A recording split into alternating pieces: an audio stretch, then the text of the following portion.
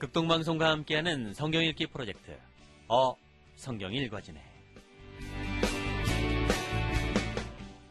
이 시간 생터 성경사역원 성경이 읽어지네 전문 강사이신 함안 우리교회 배명옥 사모와 함께합니다. 성경이 읽어지네 주님 나라의 맘에. 안녕하세요. 지난 시간에는 하나님이 이스라엘에 바라고 기대하셨던 그 이상국가에 대해서 공자의 이상국가 이론과 비교 설명하며 무엇이었는지 공부했습니다. 이미 수많은 유형 국가가 있는 상태에서 왜 이스라엘이라는 나라를 시작하셨을까요? 왜 가나안을 정복하여 그 땅에서 살게 하시는 걸까요?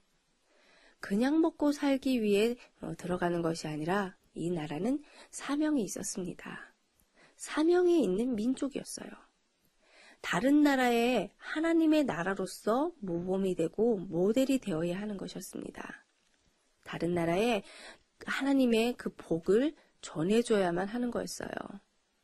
그리고 이 일은 적당히 몇 사람에게만 주어지는 사명이 아니라 국민 모두 모델이 되어 그 사명을 감당해야 하는 것이었습니다. 그래서 하나님은 그 매뉴얼 모세오경을 주셨어요. 그리고 그것을 레위에게 맡겼고 그들이 백성들에게 말씀을 잘 가르쳐 지키도록 하면 한 사람 한 사람이 모델이 되는 것이고 나아가 모델 나라가 되는 것입니다. 그러니까 레위에게 하나님은 승부를 거셨고 그들이 열쇠를 쥐고 있었는데 사사시대가 어땠나 보니 엉망이었어요. 그들이 이 사명을 감당하지 못했습니다. 그래서 사사기의 사가는 사사시대를 한 구절로 결론을 냈어요. 이것이 사사기의 주제입니다. 그때에 이스라엘의 왕이 없으므로 사람이 각기 자기의 소견에 오른 대로 행하였더라. 사사시대가 어떠했는지 안타까운 마음으로 사가가 짧은 문장으로 잘 표현했는데요. 자, 이 구절이 어떻게 해석이 되어지시나요? 자, 그때에 이스라엘의 왕이 없으므로 사람이 각기 자기의 소견에 오른 대로 행하였더라. 아마 두 가지의 의견으로 나눌 수 있는데요. 두 가지 버전으로 해석할 수 있습니다. 하나는 사사시대가 이렇게까지 된 원인은 왕이 없었기 때문이라고 해석이 돼요. 그렇죠? 왕이 없으므로 사람이 자기 소견대로 행하였다라고 하니까요.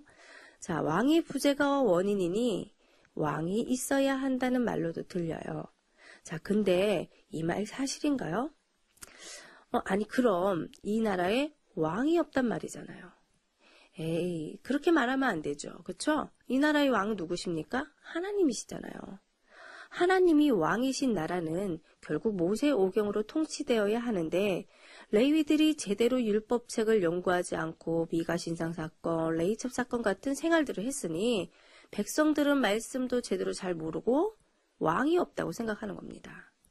그러니까 오히려 인간 왕이 칼을 빼들고 이래라 저래라 안 하면 죽인다, 벌 준다, 감옥 간다, 벌금 문다 했더라면 차라리 백성들이 무서워서 자기 마음대로 행동하진 않았을 거 아닌가. 그나마 인간 왕도 없으니 백성들이 다 자기 방식대로 살아가다 보니 이렇게 엉망진창 나라가 되었도다. 칼을 휘두르는 세상 임금이 있는 나라만도 못하게 된 거 아닌가. 이렇게 해석할 수 있는 거예요. 자, 왕의 부재가 문제다. 이게 맞을까요? 자, 그런데 사실 이 21장 25절 이 구절 이 그때에 이스라엘의 왕이 없으므로 사람이 각기 자기의 소견에 오른 대로 행하였더라. 이 구절은 이 한탄의 진술은 다음과 같이 되었더라면 좋았을 것을 그렇지 못해서 안타까워하시는 하나님의 심정, 말씀입니다. 바로 이겁니다. 하나님은 눈에 안 보이셔도 이 나라의 왕이시다. 인간 왕이 없다 손치더라도 이 나라는 성숙한 국민이어야 한다. 왜냐? 제사장 나라이기 때문이다. 레위인들이 하나님의 법, 이 말씀을 잘 연구해서 가르치기 때문에 백성들은 모범적이다. 모델 나라, 모델 백성이다. 인간 왕이 이래라 저래라 하지 않아도 백성들이 성숙하기 때문에 자기 소견에 옳은 대로 행하여도 이상적인 국가를 이뤄나간다. 자, 세상 나라들아, 적어도 공동체는 이렇게 유지되어야 한다. 열방들아, 와서 내 백성들을 좀 봐라. 이스라엘이야말로 나 여호와의 백성이니라.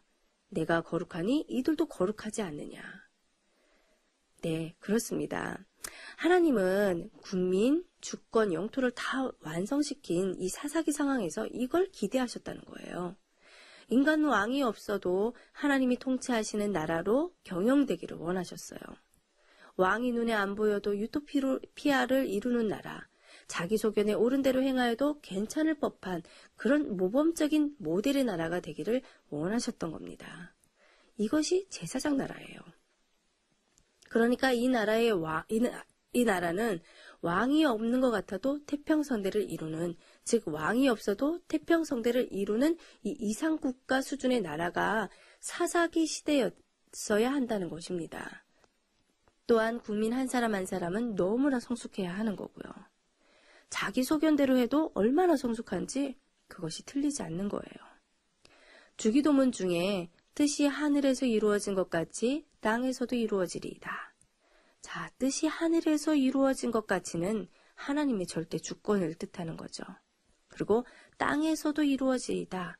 이것은 인간 자유의지를 얘기하는데, 즉 인간의 자유의지대로 행했는데 하늘의 뜻에 맞아 떨어지는 거예요.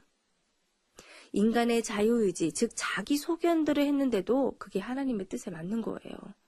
자, 이것이 인간의 완성입니다. 그러니까 이 예수님의 기도가 얼마나 깊은 기도 제목인지 우리는 알 수 있어요.